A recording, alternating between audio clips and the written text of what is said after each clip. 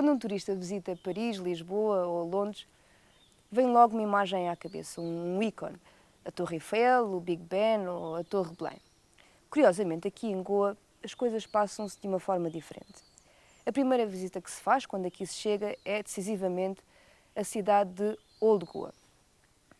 Mas que ícone representa Old Goa? Será a Se Catedral, a figura enigmática de São Francisco Xavier, o pôr do sol lá em cima na Capela do Monte? É sobre estes ícones que vos vamos falar neste programa.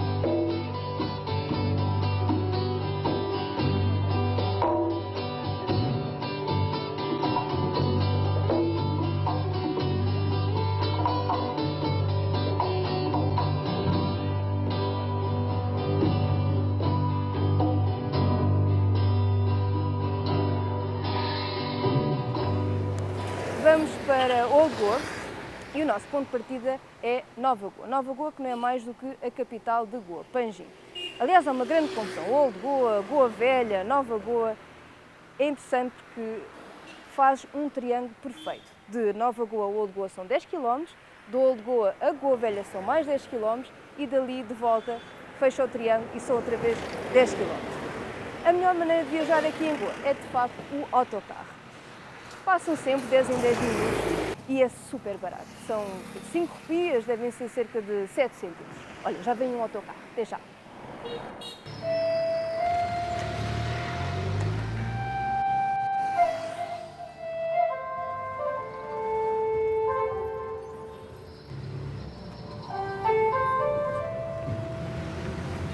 Viajar de facto de autocarro é a melhor opção aqui em Goa. Os autocarros estão sempre a passar 10 em 10 minutos. É uma forma também de conhecer melhor o ambiente, as pessoas. Tenho aqui um rapaz aqui ao pé de mim, já estive a perguntar, ele também vai para Old Goa como eu.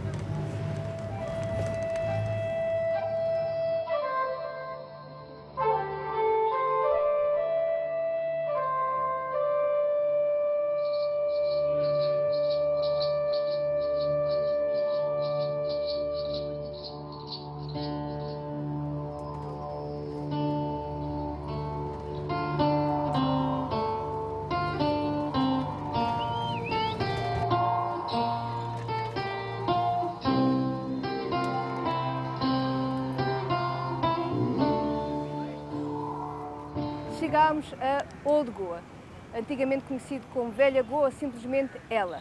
Há dois monumentos emblemáticos nesta cidade-museu. A Se Catedral, que foi construída com o intuito de ser a maior igreja da Ásia, e a Basílica de Bom Jesus, onde se encontram os restos de São Francisco Xavier. Mas há um monumento ainda mais interessante, que é as ruínas de Santo Agostinho, onde dizem encontrar-se alguns dos ossos da rainha Xavier, a rainha da Georgian. Sigam.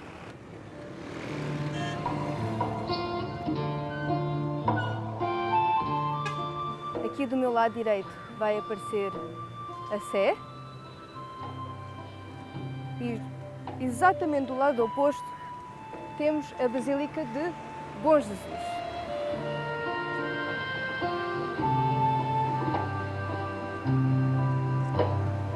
É aqui na Basílica de Bom Jesus que se encontra o corpo de São Francisco Xavier. São Francisco Xavier, que é um santo adorado por todos os goeses, independentemente da sua religião, e que eles chamam carinhosamente Buen Sosai, o nosso santo goês.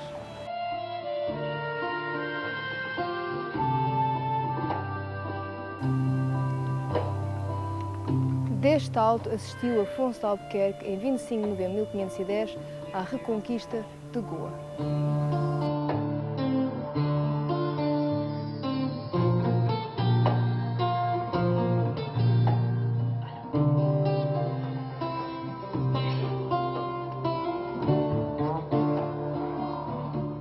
This 1/3 of the tower which you see standing, it is around 46 meters.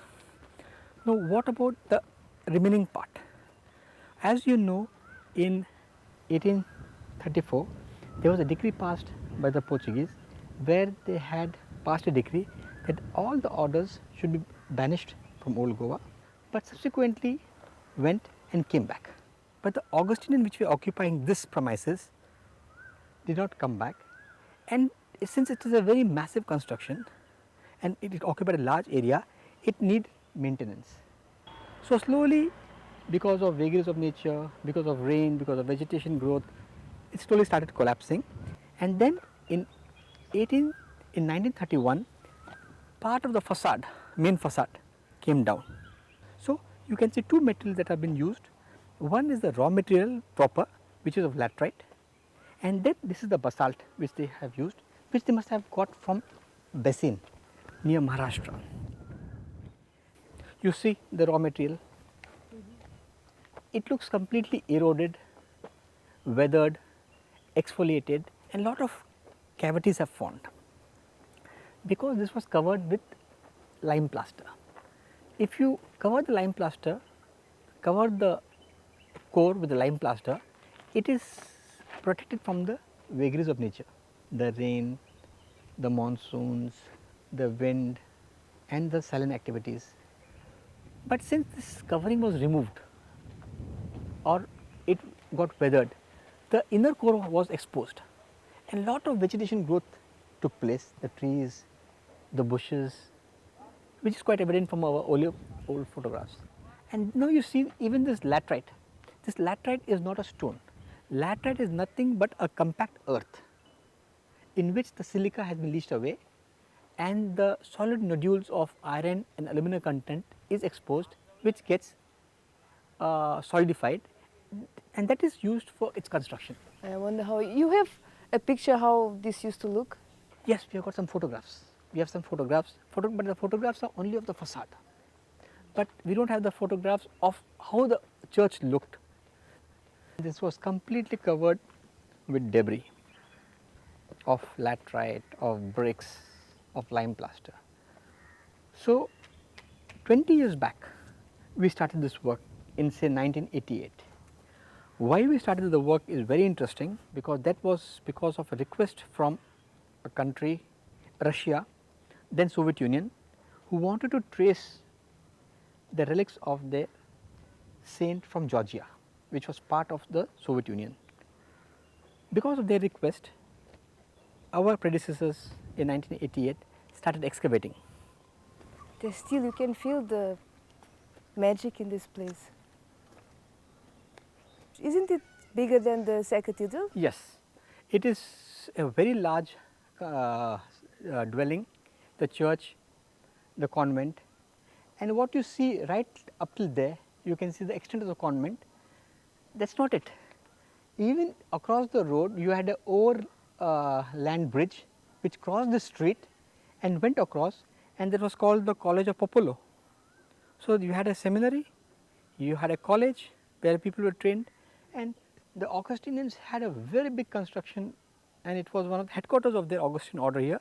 So what we are excavating, we are getting many ceramics, potsherds, nails, but we are not getting the other church furniture in this complex. Why? When this church went into disuse, there is a record in the archives, and there is an inventory of all the goods that were there in the church, and it has been shifted to different places. So all that has been made, an inventory has been made. The most classical example is the bell. The bell from the Bell Tower, from here went to the lighthouse at Aguada, and now it hails from the Panjim Church, Lady of Immaculate. So it came from here? Yeah, it came from here. So whenever you hear the clang, It is the Augustinian ruins which are speaking through the bell in Punjab. Now you see all this. You cannot stop this writing on the walls, which we call it vandalism, but these people think they are leaving their record behind. This is a universal problem, it happens all over. So this was the cloister. Yeah, now that reminds me of a movie, a film which was made in 1975. It's a very famous film, a film starring a comedian called Mahmood. He is very much known in Indian context. So his movie was shot here, a story of ghosts, a story where the ghost is running and there is a spirits and all this thing was shot. So we are in a place which I sometimes laugh, and we were seeing that movie during when we were a child, we used to get scared. And now I am standing here excavating the site and trying to find out what was there below that. If you can see that movie, you will come to know as to this full area was completely full of debris with trees. And This must be real scary in the night with all these ghost stories that you hear. well, not scary in the sense, it looks very good if you come here. If you have a strong mind, if you don't think of ghosts when you are coming here, you really enjoy. Especially in the evening, it's just very lovely, and even if you have a full moon. Our intention here was not to discover or identify or work on the hypothesis of this Russian queen as it was called then. We just wanted to open this area so that the more people can visit, and we will study the ground plan of this area. We were excavating, we came down, we came across this tombstone, a coat of arms having a tree, Manuel de Siqueira de Matos Almeida. Its reading, which was done by one of our exchange student from Portugal. When he read this thing, since he knew about, he was doing his thesis for his masters, and he had read about this romantic story about the Queen Ketevan of Georgia and all the related stories. He said, okay, I have got some clue, maybe I have read this inscription in some document. So went to the documents of Silverigo, which is published in 12 volumes. In the 12th volume, this tombstone is described, and this describes not only this tombstones, but it describes 6 other tombstones which are there on the windows. And in one of the window, that is the second side on the epistle or the window, it mentions that the remains of the Georgian queen should be there. So that was a big discovery, because no one knew that the remains of the Georgian queen will be within the monastery or within this convent. They were always thinking that it could be on the second window of the main chapel. But I don't understand from so far how she came here. Yes, that is very interesting. Now let us go back in time. 1614, Shah Abbas I was ruling Persia, Iran, and Queen Ketevan and her son Timoros were ruling in Georgia. The Shah Abbas I in 1614 conquered Georgia, captured the queen and kept her imprisoned in Iran at a place called Shiraz. So the Shah Abbas I wanted the queen to convert to Islam. So if she had converted to Islam, it is understood that whole of Georgia becomes Islamic. So when the queen was asked to confess, change her religion to Islam, she resisted. She did not oblige him, and she did not become part of the harem. So in 1624, the king put her to death. And it is said that 1 year before her death, in 1623, 2 friars, the Augustine friars, went to Iran to establish a mission, Augustine mission, and she became the confessor to one of the friar. So when she was put to death in 1624, he exhumed the remains after 6 months, and he sent majority of the remains back to Tbilisi, Georgia. Some from there they were sent to Rome, and a portion of a hand and a palm in 1627 were brought to Goa and kept within this Augustine complex, where no one knew. And Georgians have identified her as one of the patron saints. They wanted the remains to be traced, because by now all relics, all her bones which were kept in Tbilisi, in Rome, are lost. And now they have made a very massive church in Tbilisi called the Church of Queen Ketevan, Saint Ketevan, and their priest and their government want some relic to be kept there. So, what was to be traced in Goa was a long bone of a hand or a palm. So, this was the clue that her bone relics were kept on the second window on the epistle side. We started excavating at the first window, but we got nothing. We can only conclude, if you have got one, the second one is missing. That means it is either dispersed elsewhere in this site, or they must have taken away. When the Augustinians were asked to leave this convent by the Portuguese government in 1835, so what do a person do? You will take whatever is more important, something sacred to you, you will take it along with you. So, they must have taken these relics along with them. That was our conclusion in 2005. Now, where are the relics? The relics are not there, but during our excavation we found a fragment of a long bone here, and this bone that was fallen here could have been from any of this chamber box, because when the roof collapsed, these boxes fell inside, some fell outside. So, this bone we have identified here, but we are not sure whether it belongs to the queen, or simple reason because along with the bone of the queen, two other friars' bones were kept within the complex. So, it becomes much more difficult. Only thing is that it is a long bone, and now what do we do? Initially the Georgians were agreeing to do the DNA sequencing of this specimen, but when you do an analysis you have to lose a part of the bone, and since they have got a very small fragment, now they are not very keen to do the DNA sequencing of the bone. Now what do we do? So, the second option that is left with us is to trace the descendants of the queen in the female line to the present, take the blood sample and then match. So, the possibilities is becoming less and less.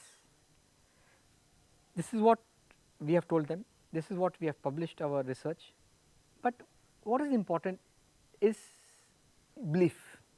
If you believe in something, do not ask science or archaeology to prove it. So, it is like an emotion, belief versus science. But what we have got out Ketevan is a very a part of the tombstone. Come, I will show you. Is a name there? Name is not there. The name is referred in the document published in 1958 by Silverigo, who is referring to previous manuscripts. So, here you come and see, there you see that third window. You see, first we were thinking that the tombstones will be on the floor, but later we realized it is not on the floor. Sequeira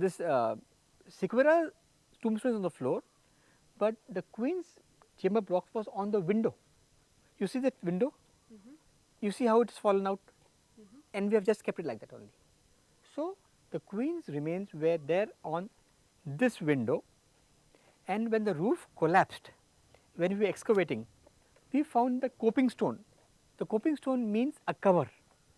The cover of the black box, the chamber box, we found it lying on this side here, and also a bone adjacent to it, and also a bone below that. So, we are thinking that possibly this could also be part of that chamber blocks. So, we will not say anything that the relics belongs to the queen, but only we have identified in our 20 years of research that the remains of the queen were kept here at one point of time. So, this place is very sacred, and this in future could also become a pilgrim place for the Georgians, because she is a martyred saint of that country. So, we are very clear, the place, yes, the bone, still research needs to be done, but they say the bone is of the queen. Now, where are the other remains gone? The bones could still be in Iran, because from Shiraz they excavated, and by then there was a mission in a place called Asfan. So, some remains could have still be buried in Asfan. The remains that went to Georgia are missing, but the remains of the lower portion of the jaw, which was sent to Rome to the Vatican, could be somewhere in the basement, somewhere in the security kept, which we are not very sure, and a portion of the bone could also be traced to Belgium, London, and also in Lisbon.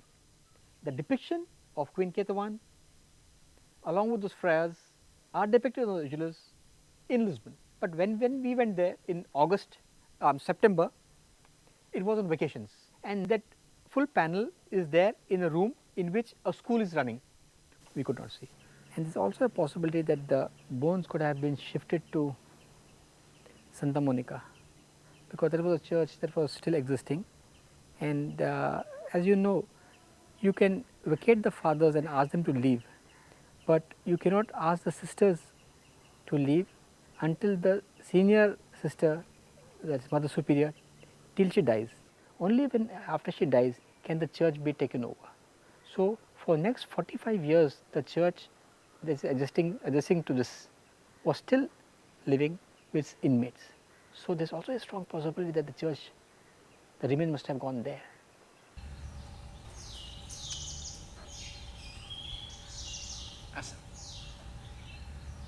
Quando visitamos as nossas antigas colónias portuguesas e vemos os monumentos, as igrejas, os conventos que ali deixamos, pensamos logo, orgulhosamente, que vamos encontrar os símbolos, as nossas armas e barões assinalados. Mas às vezes temos surpresas.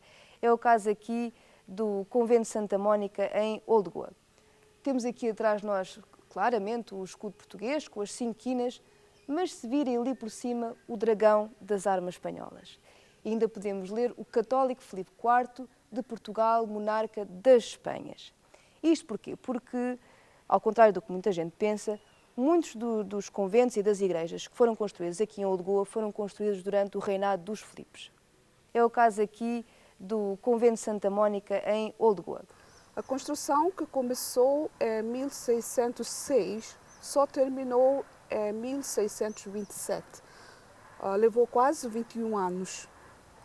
Foi isso porque houve falta de finanças. Várias organizações e o Estado, portanto o Senado da Goa, tinha prometido fundos, mas não cumpriram a promessa e por isso levou muito tempo. Mas é um dos maiores conventos do Império Português, depois do de Odivelas, nos arredores de Lisboa. Houve uma grande oposição, não queriam estabelecer o convento, porque achavam que a cidade de Goa não era lugar próprio para um convento, dado o moral da sociedade. Só finalmente no princípios do século XVII, que as autoridades religiosas e civis deram permissão para começar o convento. Mas porquê que diz que não era conveniente à moral da cidade? Porque aqui passava muita coisa, havia muitos problemas da moralidade. E então acharam tão bem que a mulher indiana não era a mulher goesa, talvez não estava ainda pronta para entrar no convento. E as freiras que vieram para aqui eram todas goesas? Não eram freiras, quer dizer, o convento foi estabelecido para as meninas das famílias nobres que não tinham dotes suficientes para casar com rapazes ou homens do mesmo nível social. Além das portuguesas, o convento também juntavam aos conventos as raparigas locais, as meninas locais, de outras partes da Ásia, as novas cristãs. As novas cristãs eram meninas da origem judaica, que tinham convertido para o cristianismo. E entre as portuguesas haviam meninas que eram órfãs del rei, que eram enviadas para a Índia anualmente de Portugal. Eram filhas das famílias nobres, os pais tinham falecido, ou o pai tinha falecido, e viviam em vários recolhimentos, especialmente recolhimentos de Lisboa. E elas eram enviadas para a Índia anualmente, durante o século XVI, XVII, para serem casadas com os portugueses que viviam cá. O fim era para manter a white identity. E o governo dava dote para elas casarem Não só davam dote, davam também emprego aos homens que casassem com elas. Mas também haviam homens portugueses que preferiam estar com mulheres indianas, que achavam mais bonitas, porque nem sempre essas órfãs eram raparigas bonitas. E como é que essas raparigas conseguiram sustentar este convento? Porque é um convento enorme. Porque as raparigas entravam com muito dote, dote em dinheiro e dote em bens imóveis, como casas, lojas, várzeas, terrenos. Houve um tempo em que diziam que não havia terreno na cidade de Goa, ou que havia terreno, mas que quase todo, uma grande parte do terreno pertencia ao convento de Santa Mônica, e que muita menina preferia entrar no convento do que casar com os portugueses que viviam em Goa, porque não eram de um certo nível, eram de um nível muito baixo.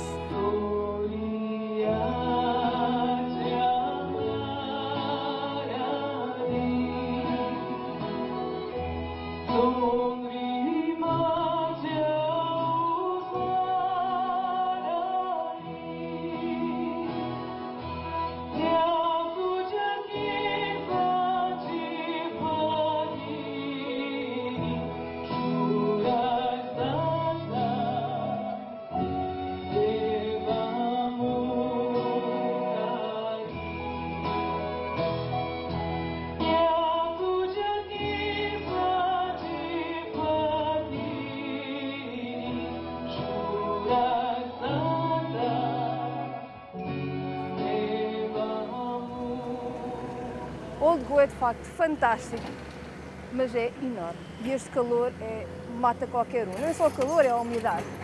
Mas antes de acabarmos a nossa visita, não podemos deixar de ver o melhor pôr de sol de Goa, que é ali em cima na Catedral do Mundo. E a melhor maneira de fazer é apanhar aqui o rickshaw. Bem, tem igual a Catedral do Mundo?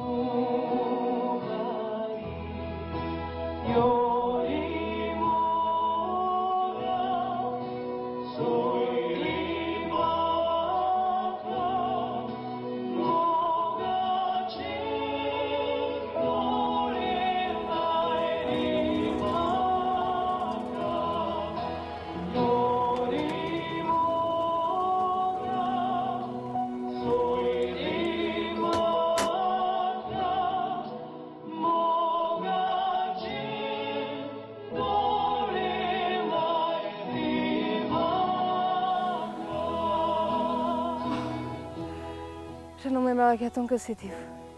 Já falta pouco. Mas também pelo pôr do sol que vamos ver, vale a pena.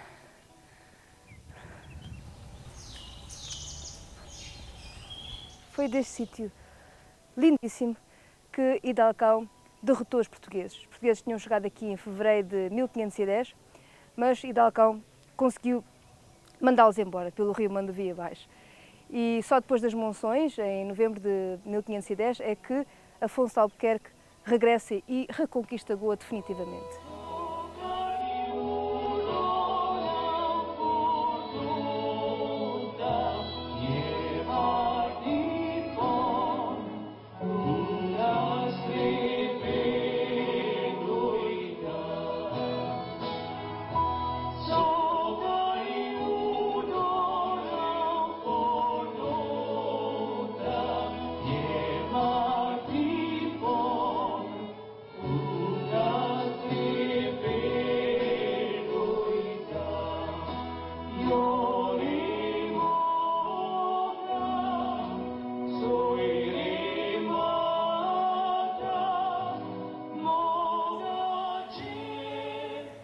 Andámos pelas ruínas de Santo Agostinho à procura da rainha da Geórgia, Santa Cathedral. Fomos até ao convento de Santa Mônica e ouvimos falar da importância que este convento teve no passado. Soubemos que as freiras muitas vezes financiaram batalhas e emprestaram mesmo dinheiro ao governo. Mas Old Goa é um lugar mágico e, mais do que um passado cristão, tem também um passado hindu e mesmo muçulmano, com influências de todo o mundo. Portanto, vamos voltar a Old Goa no próximo episódio, à procura de templos hindus e de estradas mouras. Até daqui a 15 dias.